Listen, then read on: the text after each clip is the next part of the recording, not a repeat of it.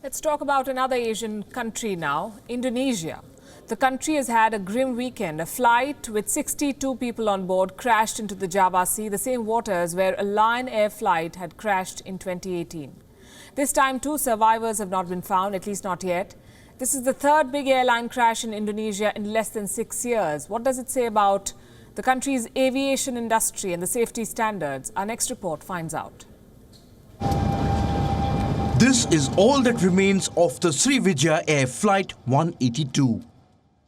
On the 9th of January, the plane took off from Indonesia's capital city, Jakarta. It was headed for Pontianak.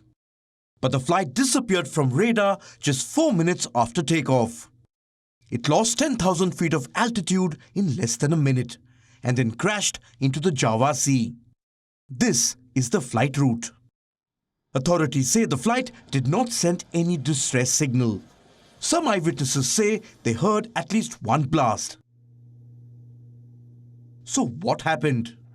The flight's black box has the answer.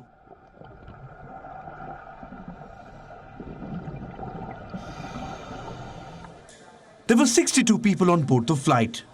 Among them were 7 children, 3 babies and 12 crew members.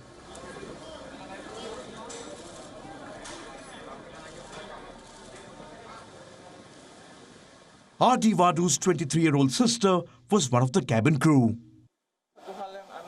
One strange thing is that she didn't call her mother. Usually when she wants to go on a flight, she always says goodbye to her mother.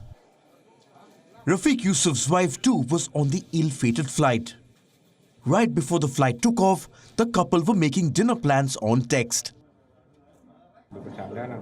I was joking by saying that when she arrives here, we will eat satay together, and she replied that we will eat my favorite meal, tofu.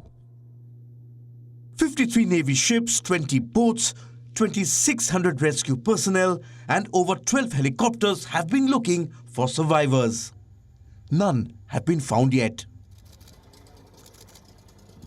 The rescue boats are only bringing body bags and bad news. We found 23 more bodies, making a total of 40 bodies or body parts that had to be contained in body bags. These scenes are a déjà vu of the 2018 Lion Air crash. That flight too had taken off from the Soekarno-Hatta airport. And that flight too had crashed into the Java Sea. But the Sriwijaya jet was not a Boeing 737 MAX. Its crash has nothing to do with Boeing's apathy. This time the fault may just lie with the world's deadliest aviation market, Indonesia. The country has a poor record on aviation safety. At least 697 deaths have been linked to private and military planes in Indonesia in the last decade alone. The country is infamous for oversight and deteriorating maintenance. The European Union had banned Indonesian airlines between 2007 and 2018. Around the same period, the US lowered its Indonesia safety evaluation to Category 2. The plane that crashed was a second-generation 737. It was at least 26 years old. Its crash was the third airline disaster in Indonesia in just 6 years. Bureau Report, WION World is One. Thank you for watching Gravitas on WION's YouTube channel. If you want to stay up to date with what's happening around the world, then subscribe to our channel and don't forget to like and share. Thank you very much for watching WION World is One.